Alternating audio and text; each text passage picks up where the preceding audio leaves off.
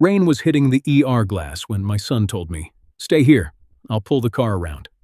I believed him. That is what old fathers do. We believe one more minute after our bones already know better. 10 minutes passed, then 20. My shoes were wet. My coat stuck to my back. A red discharge bracelet circled my wrist like a small warning I did not understand yet. Inside, my daughter-in-law's voice came through a nurse's phone. "He's not safe alone. Please put that in the chart." I wanted to stand up and say I knew my address, my pills, my own name. But before I could speak, a nurse looked at my bracelet, checked the chart, and went still. Then she whispered, "Who filed this already?" Welcome back to Final Act Revenge. Tell me where you're watching from, and what time it is right now. Please protect your sleep, your health, and your dignity. Because that night, my son was not late with the car. He was early with the plan, and the nurse had just found the first crack in it. My name is Dominic Cook. I am 73 years old, and until that night at the ER, I still believed a man could be old without being treated like a problem. I lived on the west side of Columbus, Ohio, in a narrow brick duplex with tired gutters, a stubborn basement door, and a front step that creaked every time the weather changed. It was not much to look at, but it was mine.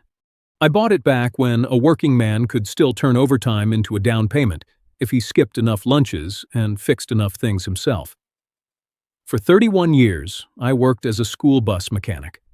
Yellow buses, cold mornings, diesel smell in my coat, children waving through fogged windows while I checked brakes that had to work the first time, every time. A school bus will tell you what is wrong if you listen. Families are different. Families sometimes wait until the wheel falls off, then blame the man who kept tightening the bolts. The duplex was the only real wealth I ever had. I lived on one side. On the other side lived Gwen Tully, a retired elementary school teacher with silver hair, loud slippers, and a habit of leaving banana bread by my door when she thought I looked thin. She paid her rent on time. I kept it low because she was decent to me, and decent people are worth more than market value. My son Bennett did not see it that way. To him, the duplex was equity, unused value, trapped money. He had a small rehab business, and for a while, I was proud of him. He could walk into a ruined kitchen and see what it might become. But after the prices of lumber, insurance, and labor kept climbing, jobs that should have saved him started swallowing him. He stopped talking about customers. He started talking about cash flow, then about debt, then about my house.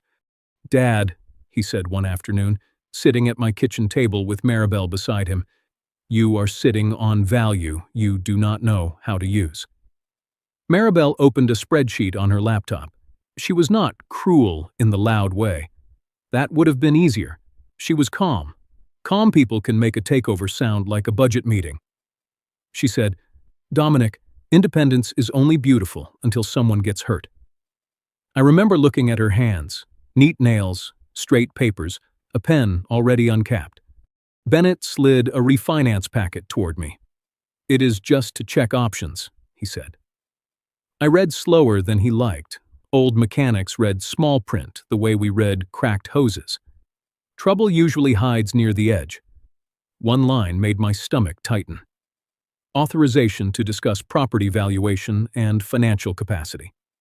I pushed the papers back. "No." Bennett smiled, but his face went hard behind it. "You are being paranoid." "No," I said. "I am being literate." He did not laugh. Maribel closed the laptop as if I had insulted her. After that, things changed in small ways. Bennett called more often, but listened less. Maribel asked about my medications with a tone that made every pill sound like evidence. And my grandson Linus, sweet boy, started coming over on Saturdays to help me scan documents into a folder on my old desktop. "Backup copies, Grandpa," he said. "Nobody argues with paper if paper has a twin." I laughed then. I did not know how true that would become. Linus helped me laminate a medication card for my wallet. Blood pressure pill, penicillin allergy, doctor's name, and one line Bennett never liked. Alternate contact, June Barlow. June lived 3 doors down. She had worked for years around probate files, and she had once told me, "Never sign anything rushed by the person who benefits from your signature." I thought she was being dramatic. Until Gwen knocked on my door 1 week before the ER. She held out her phone. "Dominic," she said, "did you agree to sell?" The email was from Bennett. "Prepare for possible property transition within 60 days. I read it twice. Then a third time. That email did not ask me anything. It announced me like furniture already moved, already set. My son had started speaking for a house he did not own. Bennett came back through the ER doors 37 minutes after he said he would pull the car around. He was not wet. That was the first thing I noticed. His hair was dry, his jacket was zipped, and his phone was still in his hand, like he had been holding a conversation more important than the old man he left by the curb. "Dad," he said, too gently, "you scared everybody tonight." I looked past him toward the parking lot. "Where was the car?" His face tightened. That is not the point. It was exactly the point. Before I could answer, Maribel stepped in behind him with a dark blue folder pressed against her chest. She did not look rushed. She looked prepared. That frightened me more than anger would have. The label on the folder read, "Care Plan, DC, my initials. Typed clean, centered, already printed." Maribel set it on the counter like she was presenting a school report. "Dominic," she said, "no one is taking anything from you. We are trying to keep you safe." Safe. That word had followed me all night like a polite threat. Bennett stood beside her, rubbing his thumb across his wedding ring. I knew that habit. He did it when a repair bill came in higher than expected, or when a customer threatened not to pay. Part of him was afraid. I could see that. But fear does not become love just because it wears a worried face. A hospital social worker named Mavis Clark entered with a tablet in her hand. Bennett turned to her before I could. "My father lives alone," he said. "Old duplex, basement stairs. He has been forgetting things. Tonight proves we need a real plan." "I forgot one bottle at the pharmacy," I said. Maribel opened the folder. One page listed medication concerns. Another page showed assisted living options. Another had emergency contact revision. Behind that was a form with the words, "Temporary authority" near the top. My mouth went dry. I had not been asked about any of it. There was even a photograph of my front steps, taken from the sidewalk, printed in color, and circled with red marker. "Fall hazard." That was what someone had written beside the place where I had carried groceries, birthday cakes, toolboxes, and sleeping children for 20 years. A phone buzzed on Bennett's screen. Linus, my grandson. Bennett looked at the name, then pressed decline. "Not now," he muttered. That hurt in a place I did not expect. Even the boy was being kept outside the room where my life was being arranged. Mavis looked at me kindly, but kindness can still lean the wrong way. "Mr. Cook, your family seems concerned." "They are not listening," I said. Bennett sighed. "This is what I mean. Every safety conversation becomes an accusation." Maribel slid a pen toward me. "Just let us start the process. Nothing has to be final tonight." The pen stopped near my fingers. I did not touch it. For a second, I saw Bennett as a boy again, sitting on my workbench while I changed a cracked belt on a bus engine. He used to ask why I labeled every part before taking it apart. "So I know how to put it back together," I told him. Now he had labeled me. But I was not sure he wanted to put me back. Avery Sloan came back in then. She had heard enough to slow her steps. Her eyes moved from my wet cuffs to the folder, then to the chart on the screen. "Did anyone explain this care plan to Mr. Cook before tonight?" she asked. Maribel smiled without warmth. "We have discussed concerns." "That was not my question." The room changed. Small, but real. Avery reached for the folder to move it away from the edge of the counter. A yellow sticky note slipped from the back pocket and landed face up near my red bracelet. "Call Paula after ER note is entered." Nobody moved. Bennett reached for it first, but Avery was faster. She picked it up. "Who is Paula?" she asked. Maribel's voice sharpened. "Nobody." Avery looked at the note again. Nobody usually does not wait for an ER note.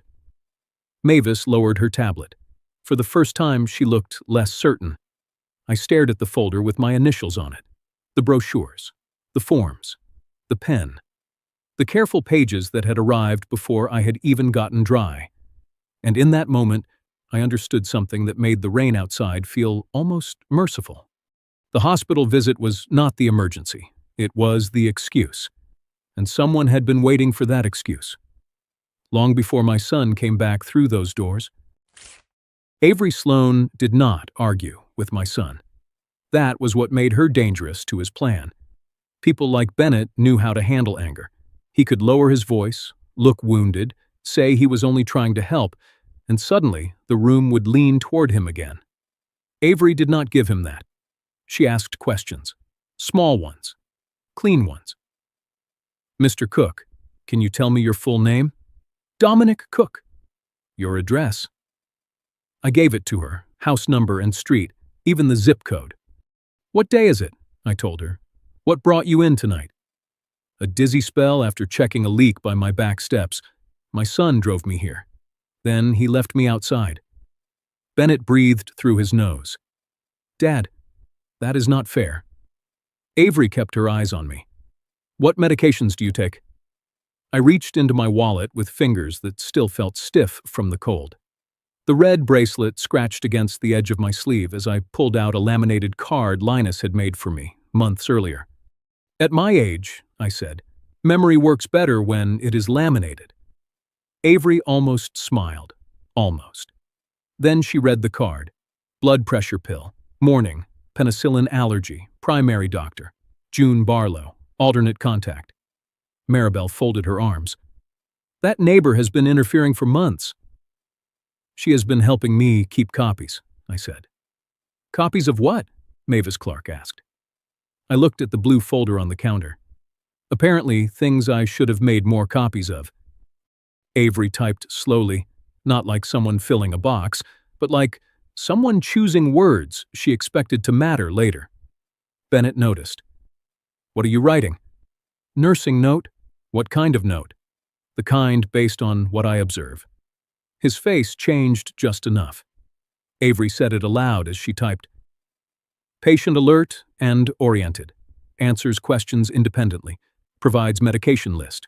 Requests alternate contact." Maribel stepped closer. "He can sound clear for a while. That is the problem. Then he forgets bills, refuses help, and accuses us of trying to steal from him." I looked at her. "You brought a folder with my initials and a pen. I did not invent that." Bennett rubbed both hands over his face. "You make everything ugly." "No," I said. "You made it quiet first." Mavis looked between us, and I could see the struggle in her. She had probably met families who truly were exhausted, truly frightened, truly trying to keep an older parent alive. That was what made Bennett hard to fight. His lie had borrowed clothes from real concern. Avery turned the screen slightly away from him. "Who entered the family statement before I assessed Mr. Cook?" No one answered. The rain tapped the ER windows like fingers waiting outside. Bennett said, "We gave context." Avery looked at him. "Context is not consent." The room went still. It was the first time anyone had named what I felt. I was not refusing care. I was refusing to be handled like paperwork. My phone buzzed from my coat pocket. Bennett's eyes went to it before mine did. "Linus," I wanted to answer. Bennett said, "Let it go to voicemail." Avery heard that too. So did Mavis. I took the phone out anyway, but my thumb shook too much to unlock it. Avery did not touch it. She only waited. The message appeared across the screen. "Grandpa, Mom says you are confused. Are you?" There are sentences that hurt because they are cruel. And there are sentences that hurt because a child had to ask them. I looked at Bennett. He looked away. Avery picked up the laminated card again. "Mr. Cook," she said.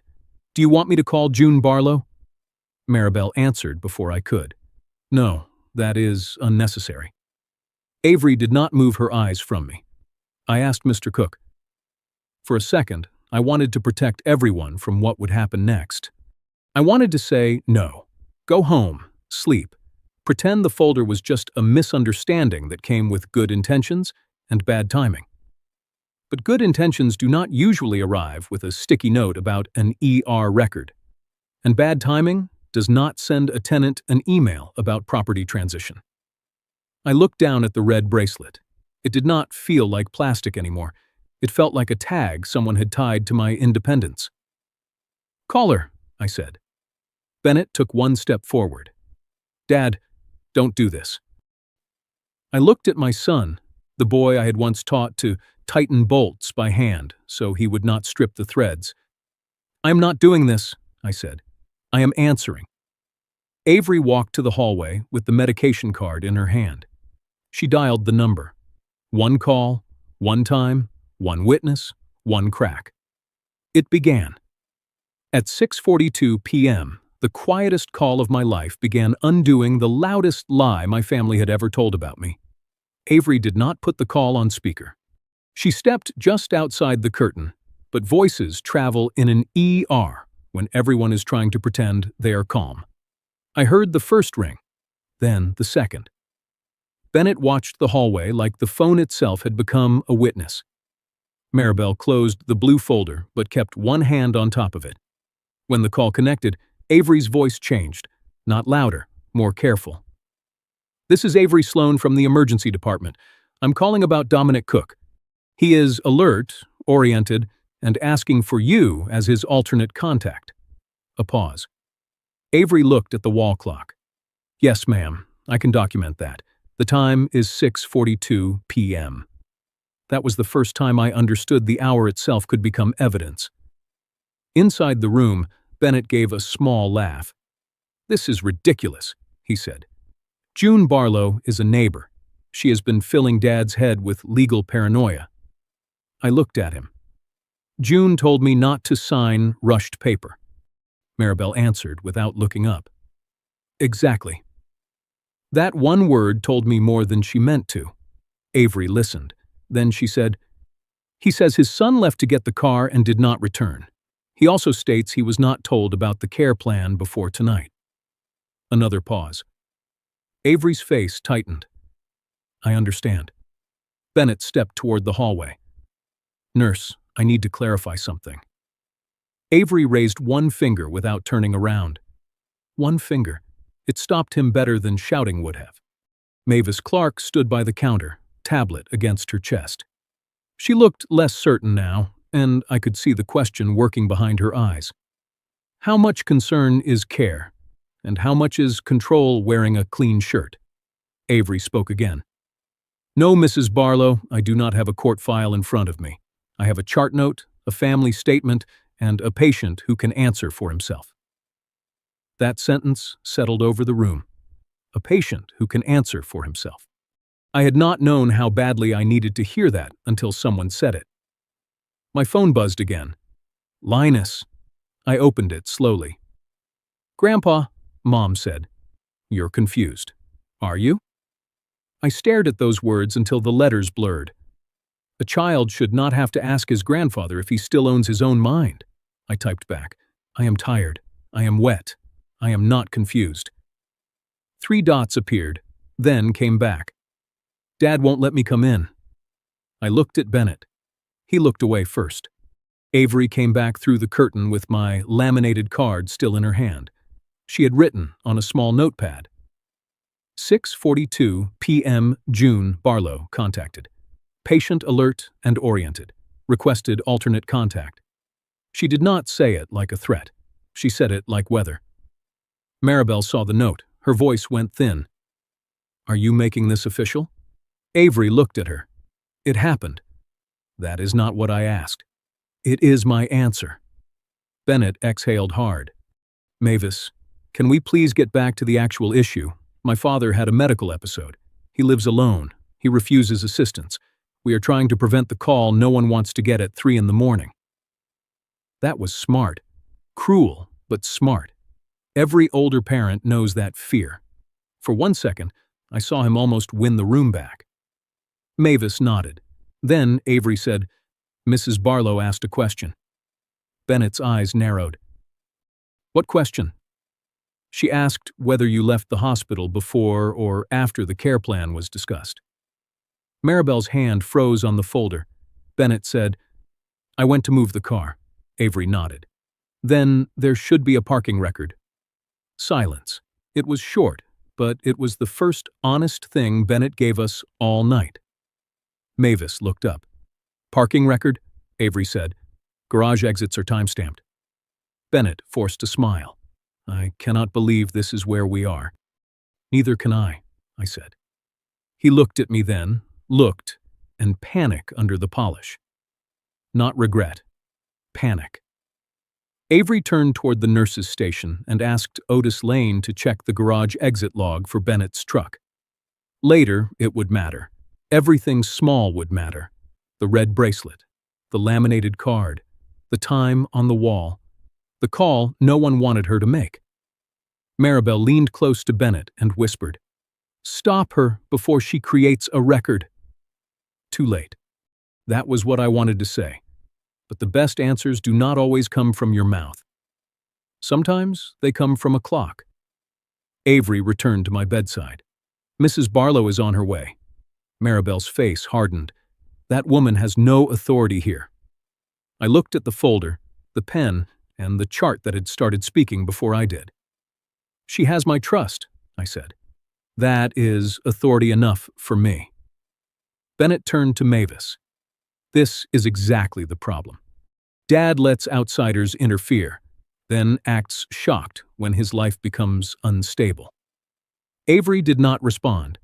The pen Maribel had slid toward me earlier was near my fingers. Maribel placed it back on the paper. "Dominic," she said softly, "we can still keep this simple." Simple. That word almost broke me. There was nothing simple about being cold, old, and surrounded by people trying to turn your fear into permission. I looked at the form, then at my son, then at the nurse in the doorway. The pen was already in my hand when Avery opened the door and said, "Mr. Cook, put it down."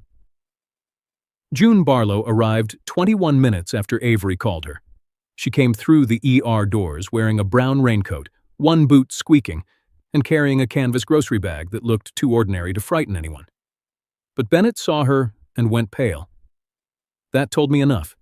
June was 68, maybe 69, with short gray hair and eyes that had spent too many years reading forms people hoped nobody would read carefully.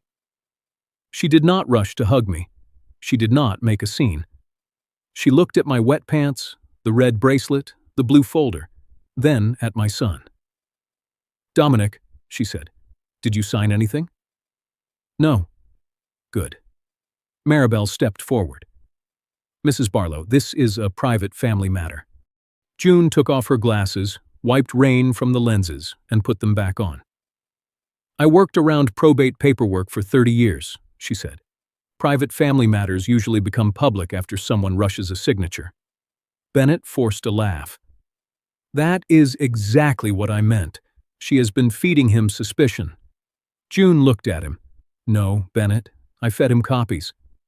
From her canvas bag, she pulled out a yellow folder. Not pretty, not dramatic, just paper. She laid it beside Maribel's care plan, DC folder. The two folders sat there like two versions of my life. One made without me. One made because I was afraid of exactly this. June opened hers. Advance directive, alternate contact card, medication list, copy of the refinance packet Dominic refused. And this note, no property discussion without independent counsel present. Mavis Clark leaned closer. Bennett's jaw tightened. Maribel's voice stayed smooth. "Prepared documents do not prove anything." June nodded. "You are right. They only prove Dominic expected pressure before tonight. That makes your timing interesting." Avery stood near the curtain, quiet but listening. That was her strength. She did not fill the room. She made room for truth to breathe. June picked up Maribel's folder and read the label. Care plan. Maribel reached for it. June did not let go. Care asks questions, June said. Control brings forms. I looked down. That sentence hurt because it was true in a way I had been too tired to say. Before I tell you what June found behind that care plan, let me ask you something. If your own child left you at the ER in the rain, then told people you were not safe alone so they could control your home and your money, would you fight quietly through paperwork, or would you confront them in front of everyone? Tell me honestly what you would have done. Because sitting there, old and wet and surrounded by people speaking carefully around my life, I still did not know if fighting my son made me brave or just unbearably sad. June turned to Avery. Did you request the garage record? Avery nodded. Otis Lane is checking. Bennett snapped. This is absurd. I went to move the car. Then the record will help you, June said. That shut him up. A few minutes later, Avery's phone buzzed. She read the message once, then again. Her face changed. Security found the exit log, she said. The room went quiet enough for me to hear the rain hit the glass. Avery looked at Bennett. Your truck exited the hospital garage at 6:14 p.m. Bennett blinked. Maribel looked at him. Just for half a second, her confidence slipped. Mavis checked the chart. Mr. Cook was still here at that time. Yes, Avery said, and I contacted June at 6:42. June folded her hands. So he was not circling the parking lot. Bennett's voice sharpened. I had to handle something. What? I asked. He looked at me, and for the first time that night, my son did not look like a worried child. He looked like a man deciding which lie still had wheels. Maribel touched his arm. Bennett. It was not comfort. It was warning, June noticed. Of course she did. She had watched families hide knives inside soft words for longer than I had been retired. Mavis turned to Bennett. Where did you go? He ran his tongue across his teeth. I stepped out to make calls. Calls to whom? Avery asked. Maribel answered. Our consultant. June looked at the blue folder. Paula? Maribel's mouth tightened. Nobody relevant. June almost smiled. Nobody relevant does not get a sticky note after an ER record.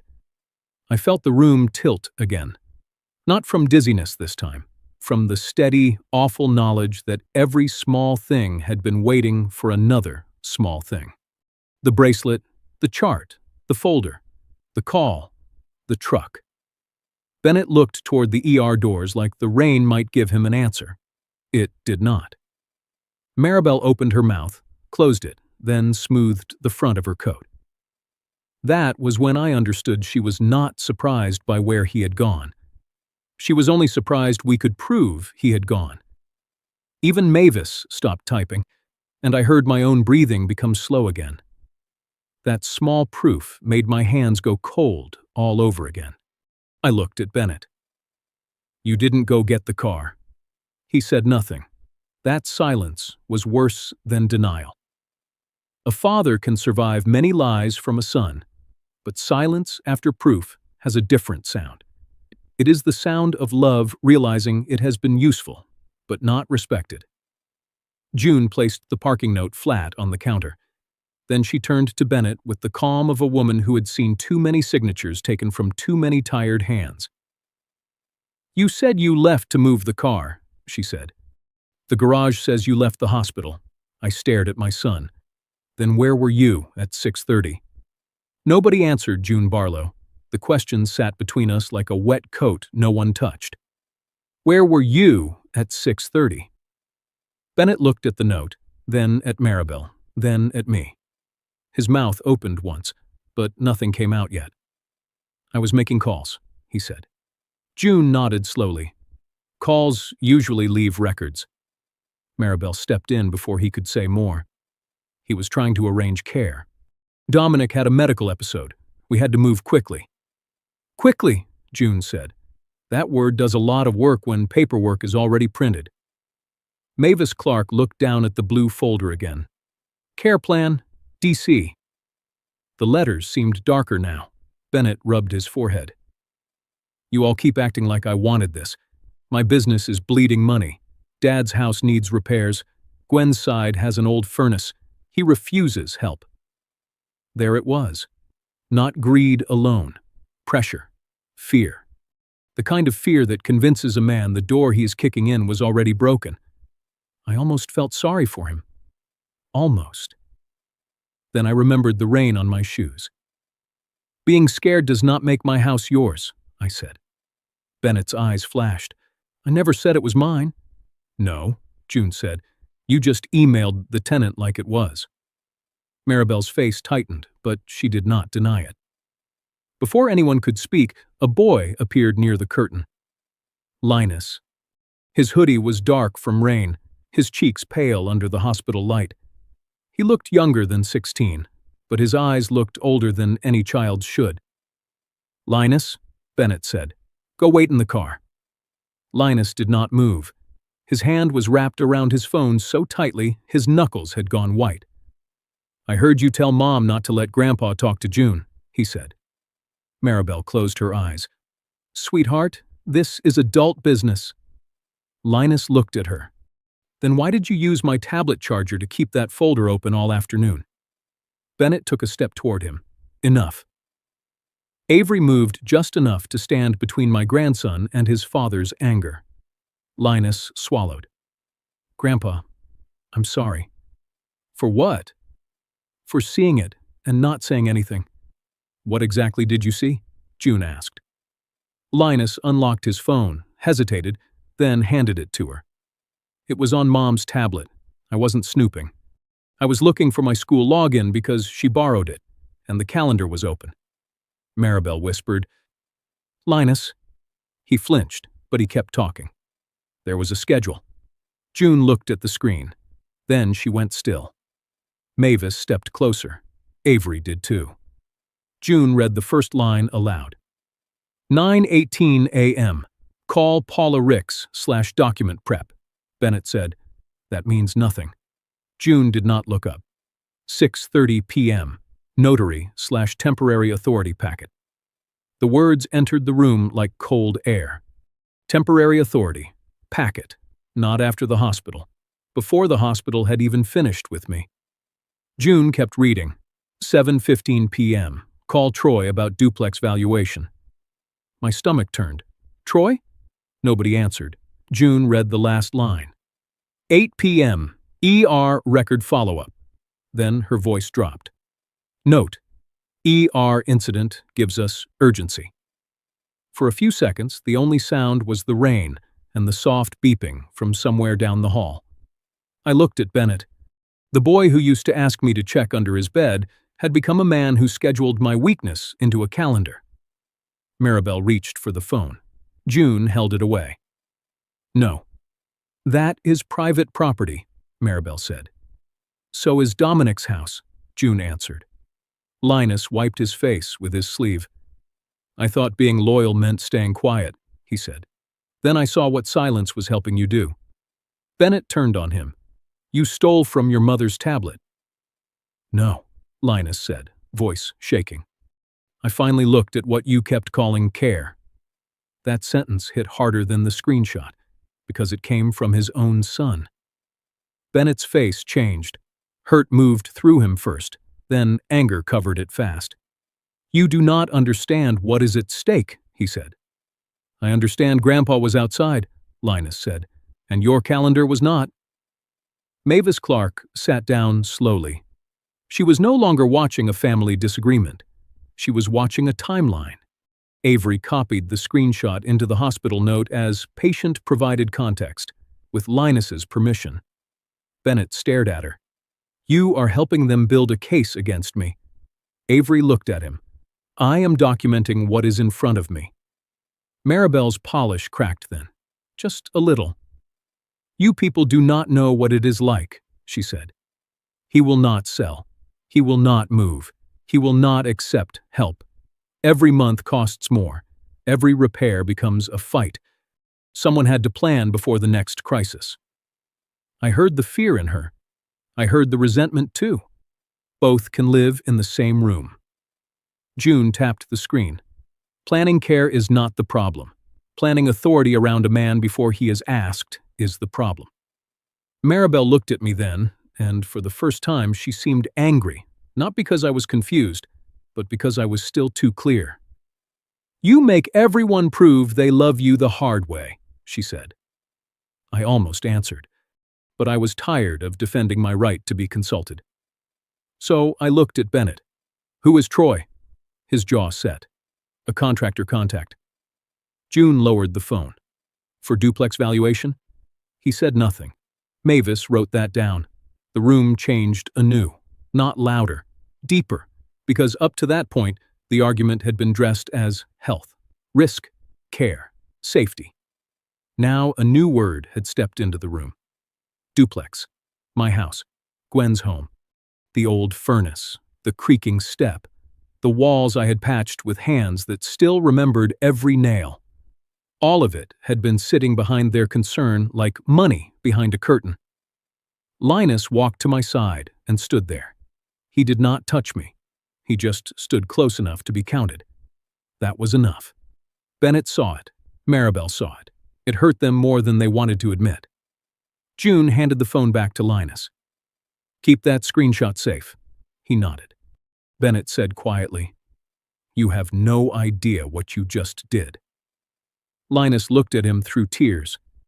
"Yes, I do." I looked at the blue folder, then at the phone in my grandson's hand, then at my son. For the first time that night, I understood the care plan was not built because I got sick. It was waiting for me to look sick enough.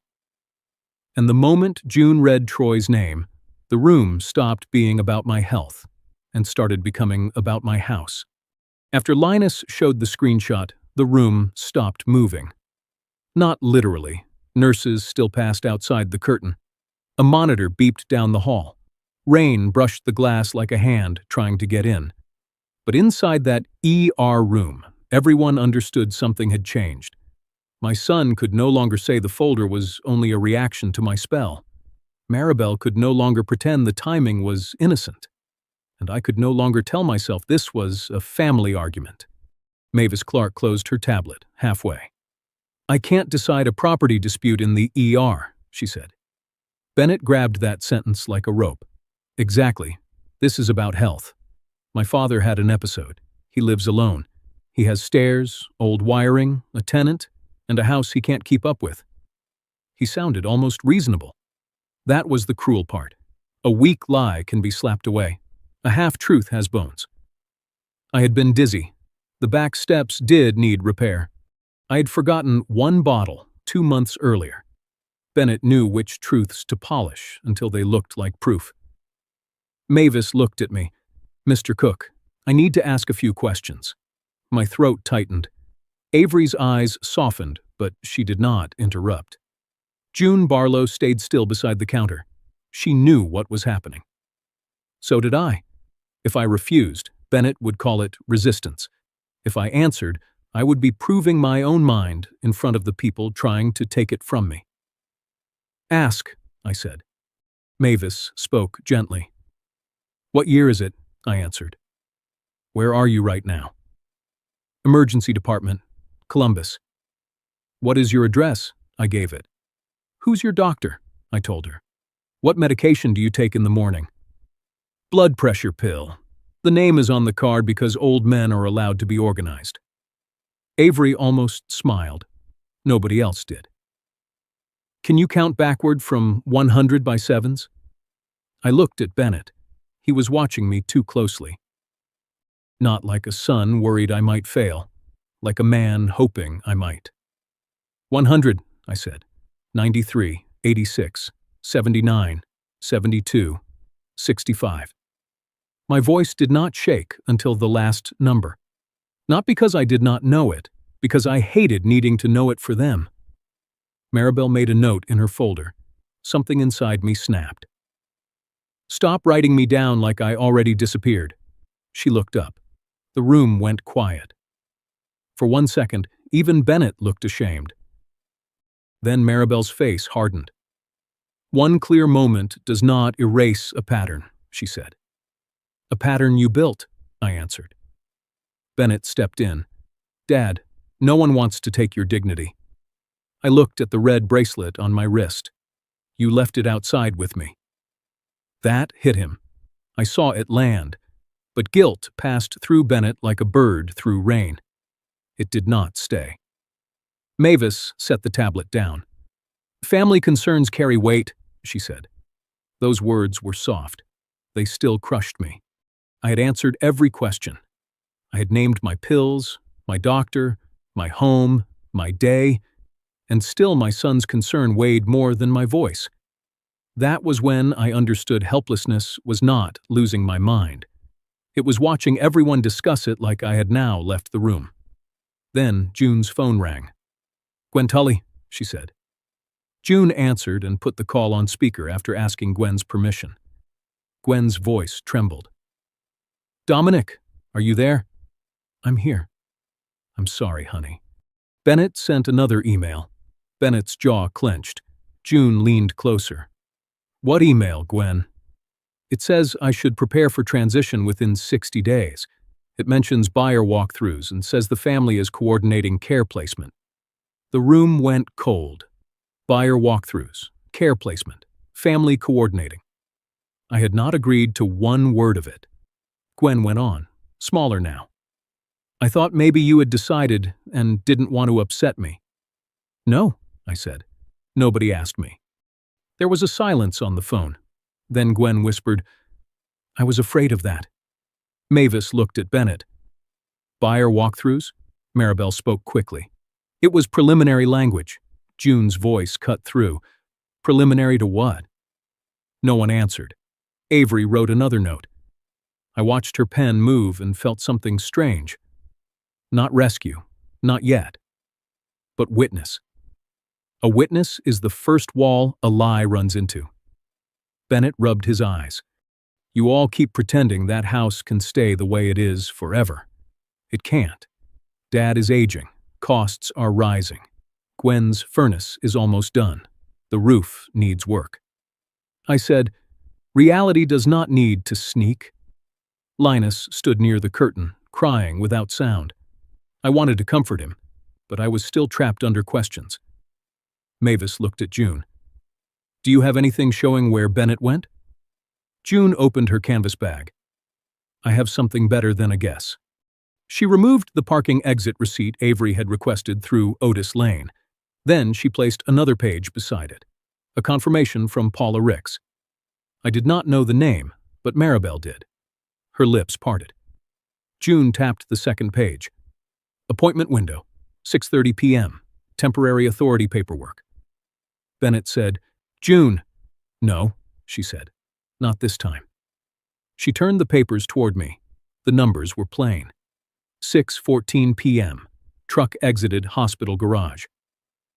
6:30 p.m., Paula Ricks' appointment window. My son had not left to find a car. He had left to meet the woman preparing documents that could take my signature away. June placed the parking receipt beside Paula's appointment log and said, Dominic, your son didn't leave the ER to find a car. He left to meet the woman preparing to take your signature away. For a long moment, Bennett looked at the appointment log like it had been written by someone else. Paula Ricks, temporary authority paperwork, 6:30 p.m. Those words did not shout. They did not need to. They sat on the counter beside the parking receipt, quiet and flat. And somehow they made my son look smaller than any accusation could have. I looked at Bennett. You met her while I was sitting outside. He swallowed. I met her because I had to know what options existed. Before or after you told me you were getting the car. His eyes moved to Maribel. That was answer enough. June Barlow tapped the paper with one finger. The appointment was not made after the ER visit. It was booked at 9:18 this morning. Mavis Clark straightened. This morning? Maribel stepped in fast. We were preparing in case Dominic refused reasonable care. June turned to her. Preparing is when you make a list of questions. This is a list of signatures. Avery Sloane stood near the wall, arms folded, watching the people who had spent all night trying to sound careful. Bennett rubbed the back of his neck. "You all keep acting like I was stealing. I was trying to stop a disaster." "What disaster?" I asked. He looked at me then. Really looked. For 1 second, the anger fell off him, and I saw the boy who used to panic when money got tight. The boy who once asked if we would lose the house because a water heater burst. Then the man came back. "My business is drowning," he said. "2 clients haven't paid. Material costs went through the roof. I have liens threatened against me. You have a property sitting there, half updated, half rented, and you refuse every conversation." I heard the fear. I did. But fear does not give a son the right to build a cage and call it shelter. Maribel said, "Bennett was trying to protect everyone before the next crisis." June said, "And who exactly was everyone?" Silence. Gwen Tully's voice was still on June's phone, small but clear. "Was I part of everyone?" Gwen asked. "Because your email told me to prepare for transition, but Dominic never said a word." Maribel closed her eyes. Bennett muttered, "That email was premature." "No," I said. "A birthday card can be premature. That was a warning." Mavis looked from Bennett to Maribel. "Who is Troy?" Nobody answered. June opened the screenshot again and turned it toward them. "Call Troy about duplex valuation," she read. "That was scheduled after the temporary authority meeting." Bennett's jaw worked. "Troy Bender is an investor, I know." An investor. The word landed hard. I had spent years calling that place home. My son had already found someone to call it inventory. June asked, "Did Mr. Bender make an offer?" Maribel said, "It was informal." Avery's voice cut in. "That was not no." Bennett snapped, "This is not a courtroom." June looked at him with almost pity. "No, but you seem very worried it may become one." Bennett turned away. That small movement told me Troy was not just a name. June called Paula Ricks from the number printed on the confirmation. Paula answered on the third ring, voice bright and businesslike. "Yes, Mrs. Cook requested a mobile consult," she said. "Temporary care authority, possible emergency petition, property-related concerns." June asked, "When was it scheduled?" Paula paused. 9:18 this morning. Even Gwen stopped breathing on the phone. So did I, for a moment, too. Mavis spoke this time. "If it relates to discharge planning, capacity concerns, or property transition raised in this room, I need to see it." Maribel stared at her. For the first time all night, the system she had been using began to ask her for proof. She opened the back pocket of the blue folder. A single page came out. Troy Bender, preliminary acquisition interest. Estimated offer, $238,000. Condition, clean transition and occupancy issue resolved. Occupancy issue. That was Gwen. Clean transition. That was me. I felt my stomach hollow out. No one had called us people on that page. We were issues. Bennett spoke low.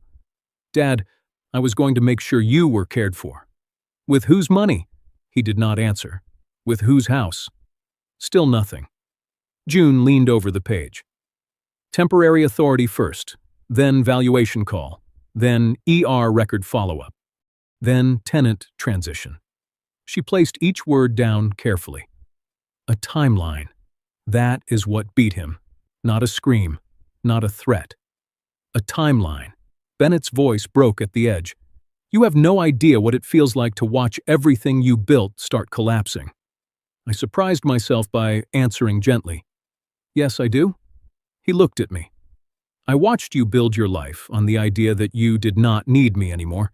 Then I watched you try to use my age as a door into mine."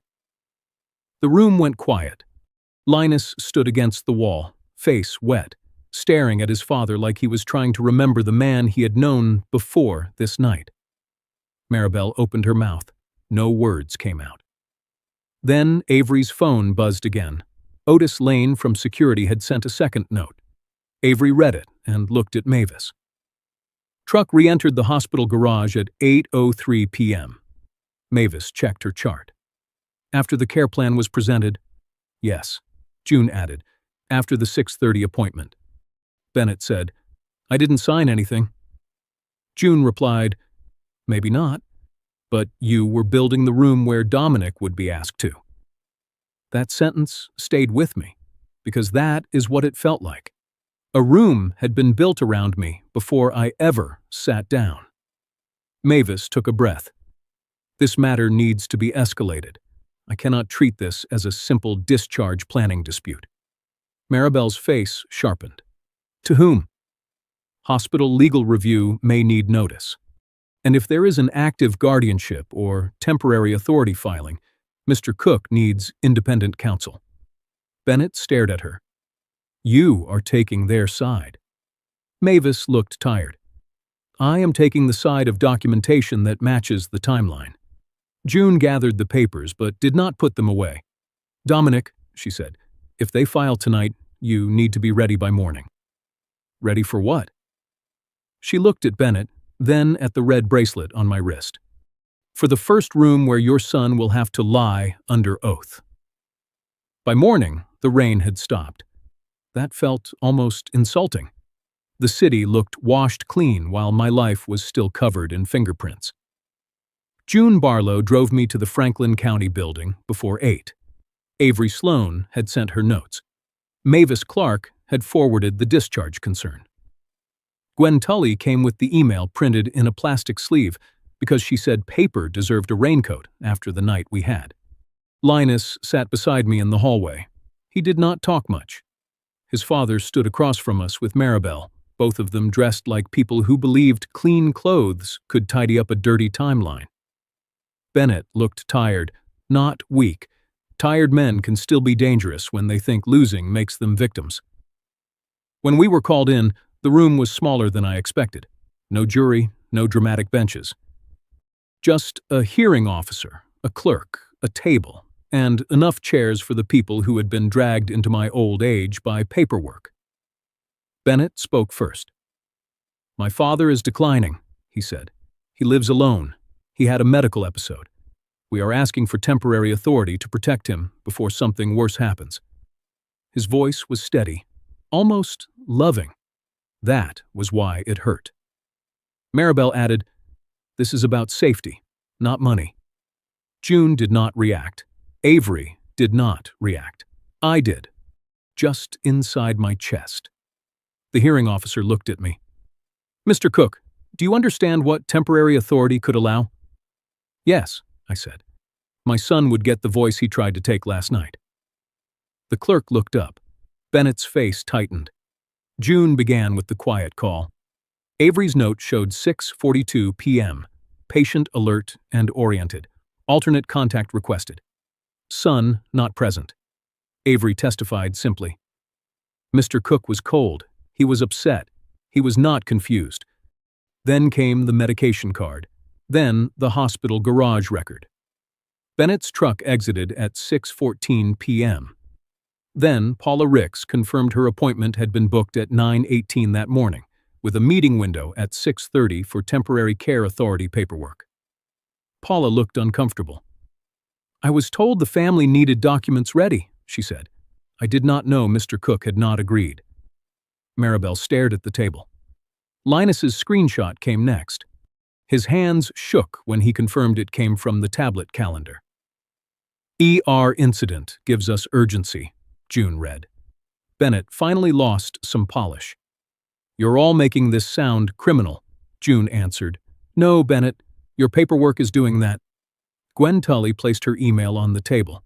Possible property transition within 60 days. Buyer walkthroughs. Care placement. Her voice cracked. I rent the other side of Dominic's duplex. Nobody told me he had agreed to sell. I had not, I said. The hearing officer looked at Bennett. Was there an investor? Bennett hesitated. Maribel whispered, answer carefully. That made it worse. Yes, he said. Troy Bender had expressed preliminary interest. June handed over the offer page. $238,000. Clean transition. Occupancy issue resolved. The officer read silently. I watched Bennett watch the paper travel from hand to hand, and I realized that for weeks he had trusted documents more than blood. Now documents were standing up without him. Then came the banknote. Della Moore, the branch manager, had sent a written statement. Bennett had called that morning and asked whether my accounts could be flagged because a neighbor was interfering with an elderly customer. June said, "The neighbor was the alternate contact Mr. Cook chose." Bennett pushed back from the table. "I was trying to stop manipulation." I looked at him. "Then why did you need to lock the door from the outside?" He had no answer. The hearing officer removed his glasses. "I am denying emergency guardianship and temporary financial authority." Maribel closed her eyes. The officer continued. "Mr. Cook retains decision-making authority. Hospital documentation will be reviewed. Property action should not proceed without independent counsel. Mr. Bennett Cook is removed as primary emergency contact pending further review. A referral will be made for possible financial exploitation concerns." No one clapped. For years, I thought revenge would feel hotter than that. I thought it would come with anger, maybe with my son lowering his eyes and saying every word I had waited to hear. It did not. It felt like a door unlocked from the inside. I was still old, still tired, still hurt. But I was mine again. I could finally breathe. Real justice does not always make noise. Sometimes it is just a man breathing after realizing the room has finally stopped calling him helpless. Bennett stood there, stunned. He looked at me, then at Linus. "You made me look like a monster." I was tired enough to tell the truth gently. "No," I said. "I made you stand beside your paperwork." Linus cried then, not loudly, just enough for Bennett to hear what his plan had cost. Outside the hearing room, June handed me the red bracelet. I had taken it off before we entered, but kept it in my pocket. "Most people would throw this away," she said. I looked down the hallway. An older woman sat alone near a bench, holding a folder of medical papers with both hands like it might blow away. She looked confused, or maybe just unheard. I closed my fingers around the bracelet. That was when I realized the bracelet was not finished telling its story. 3 months after the hearing, I still lived in my duplex. The gutters still complained when it rained. The basement door still stuck in wet weather. Gwen Tully still lived on the other side, and every Friday she left something warm near my door, like the world had not tried to move us out of it. But things had changed. Bennett was no longer my emergency contact. My bank added a note that no major account change could be made without speaking to me directly and confirming my independent contact. The hospital reviewed the chart from that night. Mavis Clark called once to say the wording had been corrected. She sounded ashamed. I told her shame is useful only if it teaches your hands what not to write next time. There was also a review for possible financial exploitation. I do not know where every paper went after that. I only know Bennett had to face his debts without using my roof as an answer. Maribel sent one email. I thought I was preventing a crisis. I became one. I read it twice, then left it unanswered. Not because I hated her, because some apologies need to sit in the room a while before they are allowed to become conversation. Bennett came by once. He stood on the front step, hands in his jacket pockets, looking at the boards he used to run across as a boy. "I told myself I was saving everyone," he said. I said, "Next time, start by asking the person you are saving." He nodded. No hug, not yet. Healing is not a movie scene. Sometimes it is just a door left unlocked while trust learns how to walk again. Linus came every Saturday after that. He helped Gwen replace a porch light. He helped me print medication cards at the library. One afternoon, he looked at the red bracelet on my kitchen table and said, "Grandpa, that should help somebody else." So we started small. A folding table at the senior center, a box of pens, a stack of blank cards. June Barlow brought sample forms. Avery Sloan came after a shift, still tired, still kind. We called it the quiet call list because a quiet call was what saved my voice before the room could take it. We helped people write down one person outside the family who could be called if family started speaking over them. We helped them list medications, allergies, doctors, bank contacts, and one sentence in bold: do not sign under pressure. I framed the red bracelet and placed it beside the cards. Under it, Linus wrote, "A quiet call can protect a loud truth."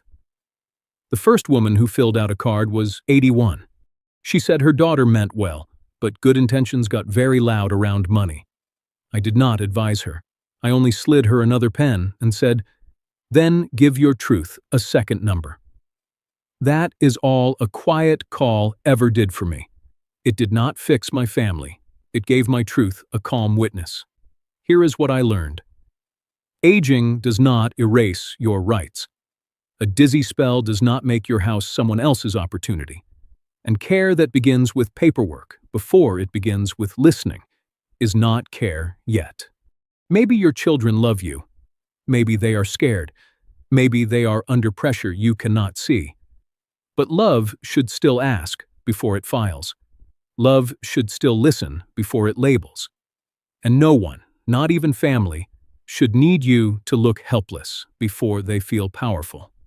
Thank you for watching and staying with me today. Please tell me in the comments where you are watching from and what time it is where you are right now. Protect your sleep, your health, and your dignity. If this story moved you even a little, please subscribe to Final Act Revenge. Another story is waiting on your screen right now, and YouTube believes you will enjoy it.